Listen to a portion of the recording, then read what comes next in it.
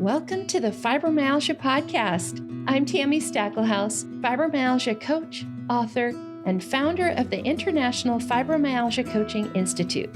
The goal of this podcast is to empower you with access to the dream team of experts and coaches I've discovered are key to living the fibro life you love. From the comfort of your own home, and maybe even your pajamas, I'll help you take back control of your life and health. To help out with fibro fog, I always include full show notes and additional resources at fibromyalgiapodcast.com.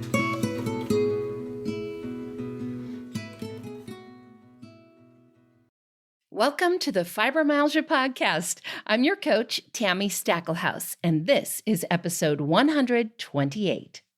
You know, we're about a month into the new year, and I don't know about you, but everything I see is about making this year your best year ever. There are classes, there's articles, social media posts, everything you see about setting goals, making changes, and becoming a new and better you. And you know, those are all good things. This really is a great time of year to reevaluate your situation and make the necessary changes to move closer to the life that you want. But what if you're feeling exhausted, depressed, or frustrated? And what if you're wondering how on earth you're supposed to get up the oomph to make those changes?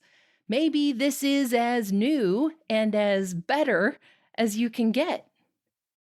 Today, we're going to talk about the power of rest and embracing life's winter seasons. Before we do, though, I do want to remind you that depression and lack of motivation often have a biochemical cause, and shifting your mindset is not going to fix that particular problem. Maybe you're like me and your body doesn't make serotonin properly, and you need to take medication and supplements daily to help your brain and your body feel good. That is exactly what I do, and there is no shame in it at all. So while we talk about embracing winter's season in our lives, please remember that this is not in exclusion of getting the medical help that you need. This podcast, as always, is not meant to be considered medical advice or replace consulting with a qualified physician or other healthcare provider.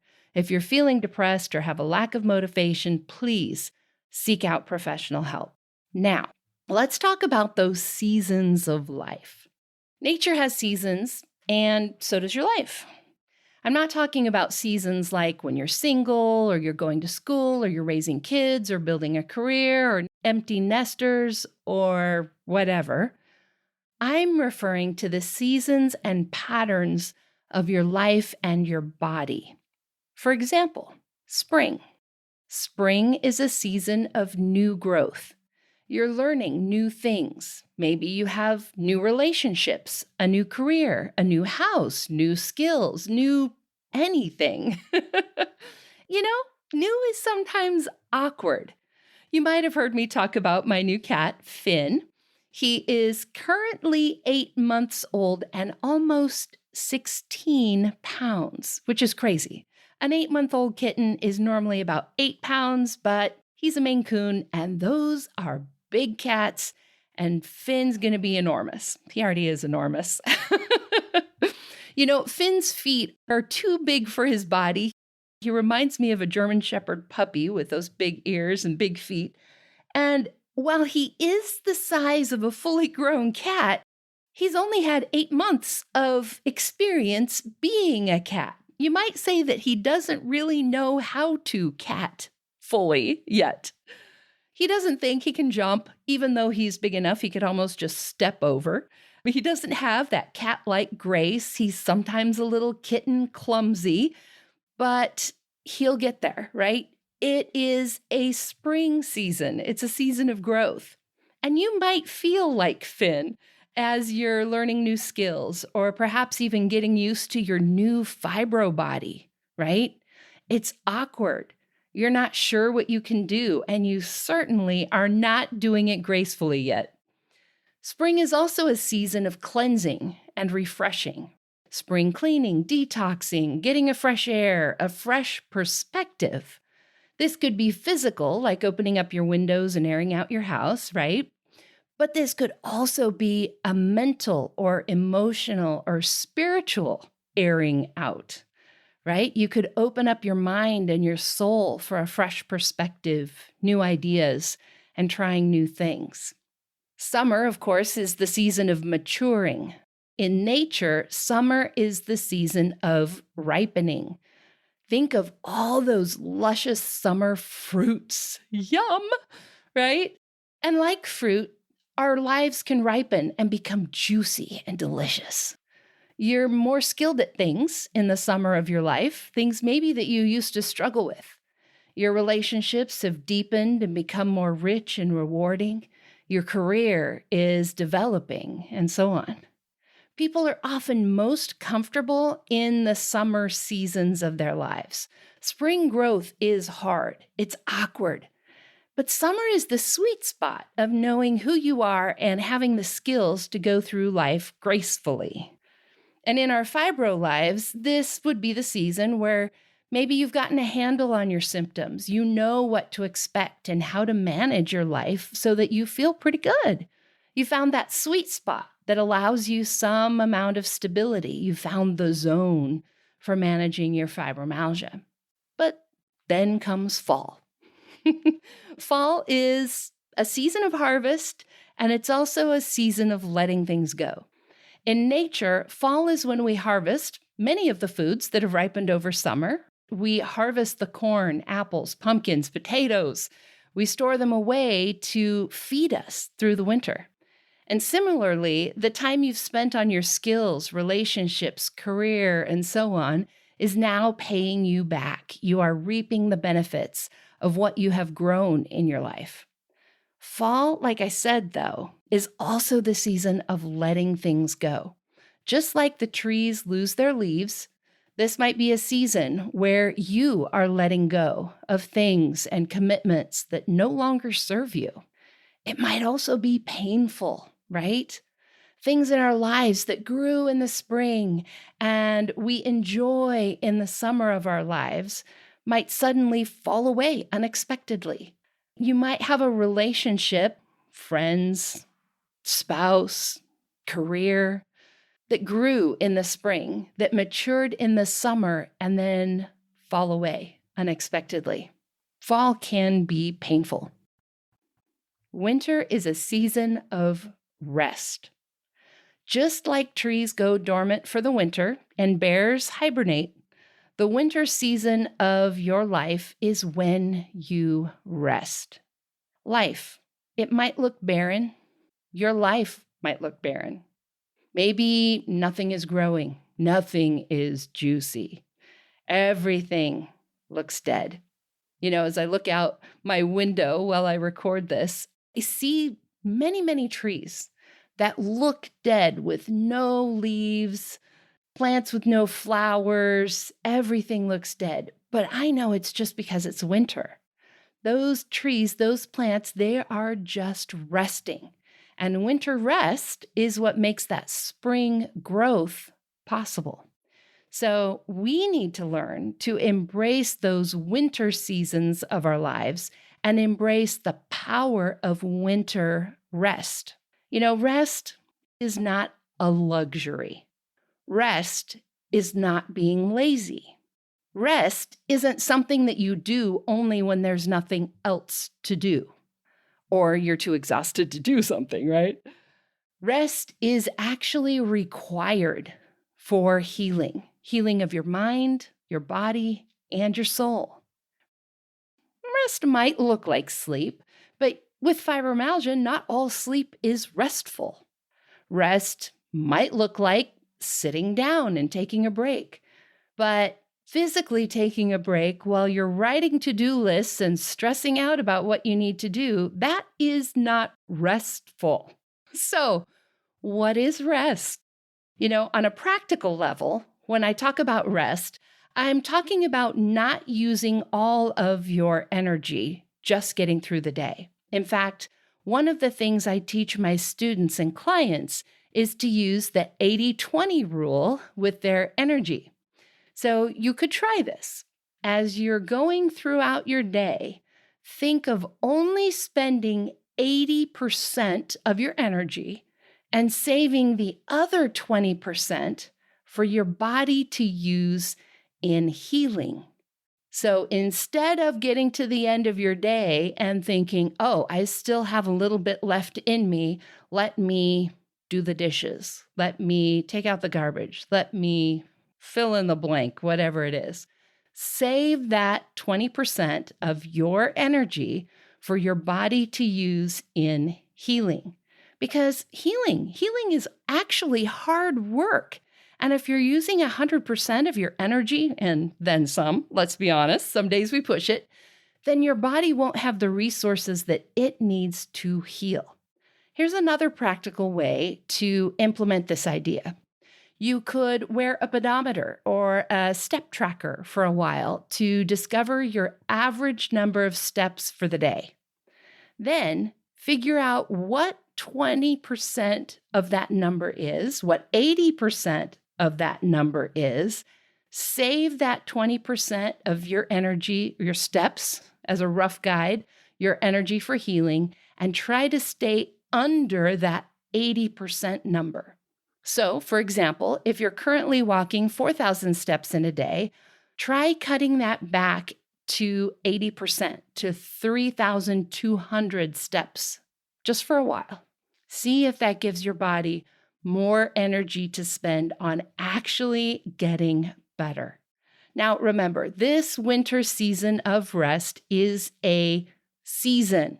You're not going to be cutting back your steps forever. So don't worry too much about being at that long term. Of course, no, that wouldn't be good to be there long term. But for a season, it can help your body heal, right? Your body has a problem that it needs to try to heal. Your body was designed to heal itself, right? You cut yourself, you heal. You break a bone, you heal. Even with fibromyalgia, your body is designed to heal, but we don't often give it all the resources it needs to do that, right? Now, let's put this into another context, right? If you had broken your leg, you would be more tired. You would understand that, oh, I'm tired because my body is spending all that energy healing my broken leg. You would also understand that you have to do things differently until your leg heals. Now, a minor leg break might take only 6 to 8 weeks to heal.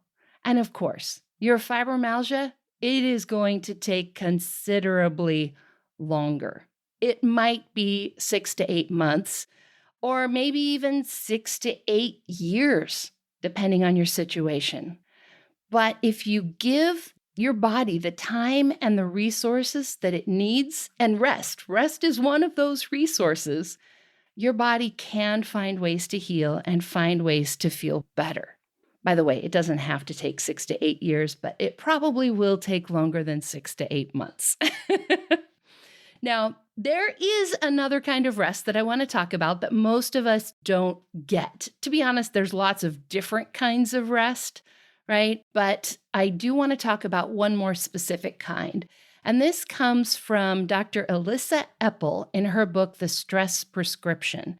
She talks about deep rest or blue mind states.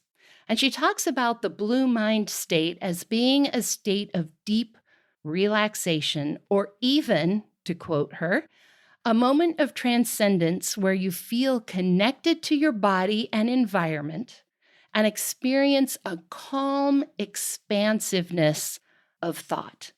Now, her book is a great book, The Stress Prescription. There's a lot in there that applies to our stressed out fibro minds. So I'll have a link to her book in today's show notes. Just go to fibromyalgiapodcast.com/128. Now, we can't live in a blue mind state 100% of the time. We just can't, right? We've got things we have to do, and a certain amount of stress is actually good for us. But we can cultivate moments of a blue mind state. And the quickest way to reach that blue mind state is when you're not doing, but being. So, this is going to be particularly hard for my doers out there. If that's you, pay attention. The best way to reach that blue mind state is to be. So, be in nature, experience awe, focus your attention outside of your own thoughts. So, for me, I will often reach a blue mind state when I'm receiving a massage, reflexology, or acupuncture, of course, depending on the therapist and the environment I'm in, right? Sometimes massage is not always comfortable. So sometimes I don't get to a blue mind state with a massage, but reflexology almost always. I also achieve a blue mind state looking at the stars at night, watching the waves on the ocean, enjoying a sunny day, just sitting in the sun and absorbing it. I reach a blue mind state sometimes when I'm cuddling with my cats, or sitting in church, or listening to worship music, or any music really that moves my soul. Now, when you were diagnosed with fibromyalgia, it may have felt like fall, things falling away, or even winter. Life as you knew it died. Maybe you lost relationships. Maybe you lost hobbies, your career. Even your old ways of coping may be gone. You might be isolated, alone. You might be hibernating and resting, either by choice or by force. I think probably most often we get there by force.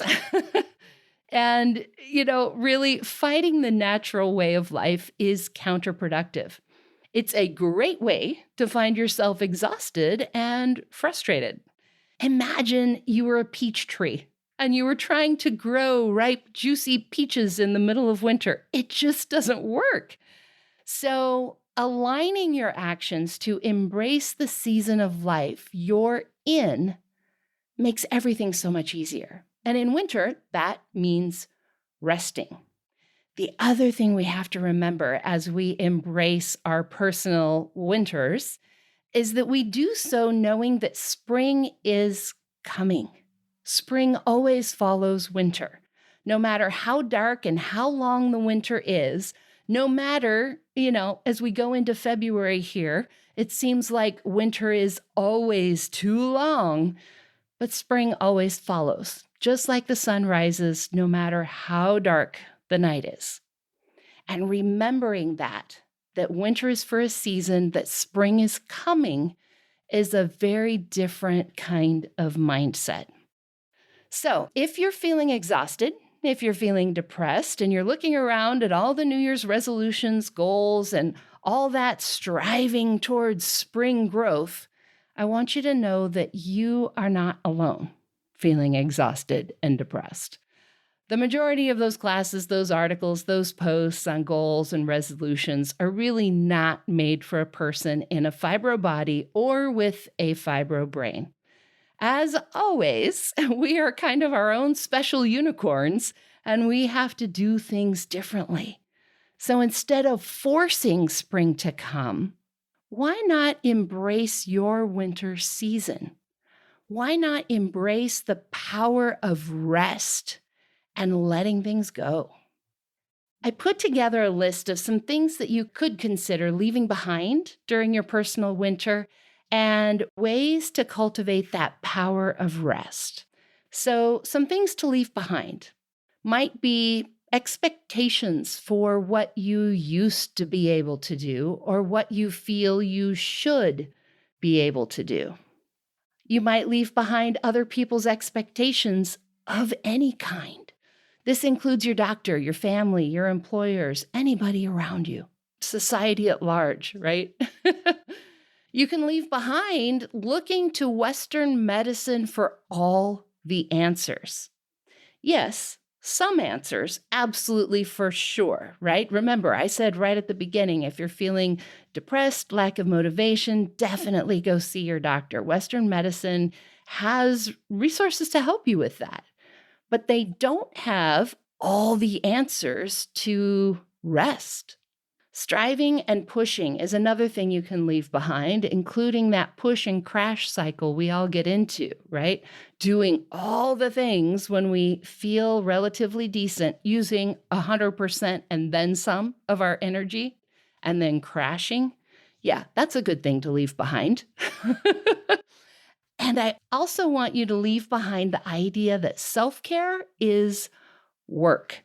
I'm going to talk more about that in a minute, so put a pin in that one. Instead, what you can do to discover the power of rest and cultivate a blue mind state would be perhaps embracing some of these ideas.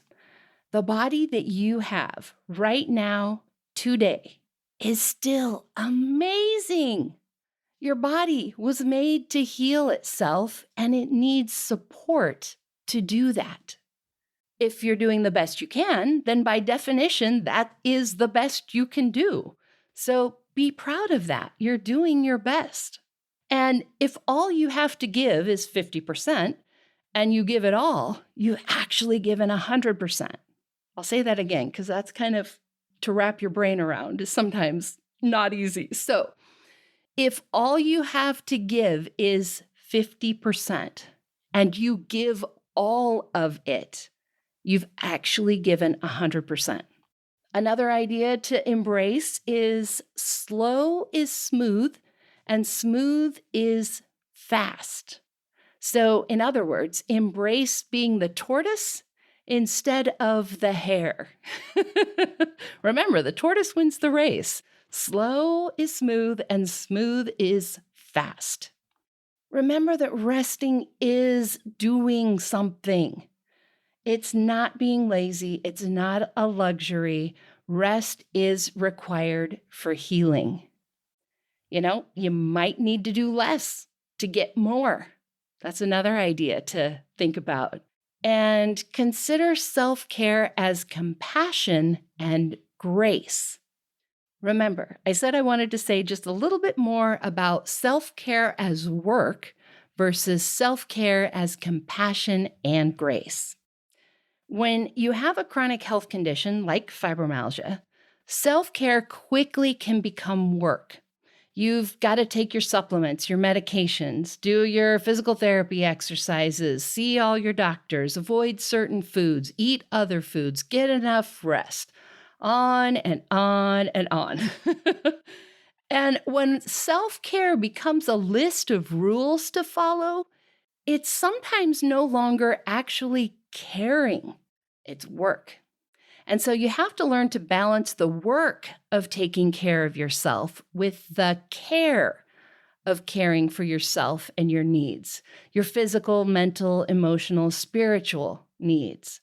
In fact, many of my students discover that they actually have to do less self-care work before they can begin to feel better. While we want to embrace our winter seasons, again, I want to remind you, this is meant to just be a season. It's not meant to be your whole life. Imagine in the world, if spring never came, that would be an ice age, right? So don't be afraid or ashamed to get help if you are feeling stuck and your winter has become an ice age. It can happen to all of us from time to time. There's absolutely nothing to be ashamed of with that. We are not meant to do life alone. So make an appointment with your therapist, a counselor, pastor, rabbi, compassionate friend, even hire a coach. You deserve to have a life with all the seasons. You deserve to let that ice age melt and have spring come. And while you're waiting for spring to come, lean into your winter season.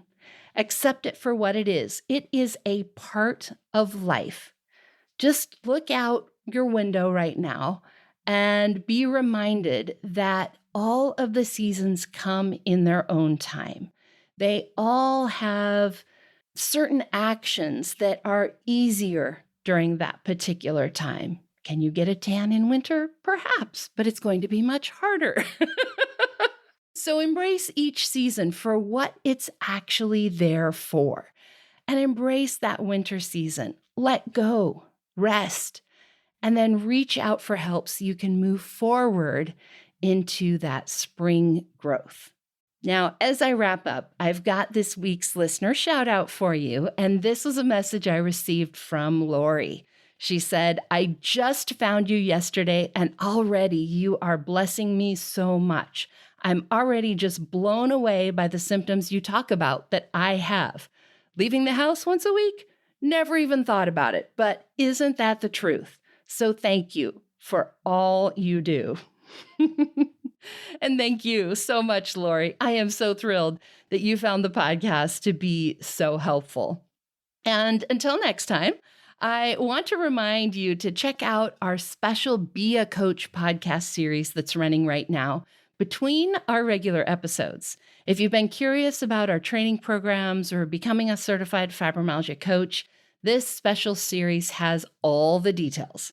You'll find a link to the special series in today's show notes at fibromyalgiapodcast.com/128 or anywhere you listen to podcasts. I also want to remind you that our next Certified Fibromyalgia Advisor class begins in just a few weeks. Graduates of our advisor class are, on average, able to improve their fibromyalgia symptoms by about 50% in just 3 months. To hear from graduates of this class, just check out any of our Stories of Hope and Healing podcast episodes. Go to fibromyalgiapodcast.com/128 for links. And until next time, I wish you grace, peace, and most of all, rest.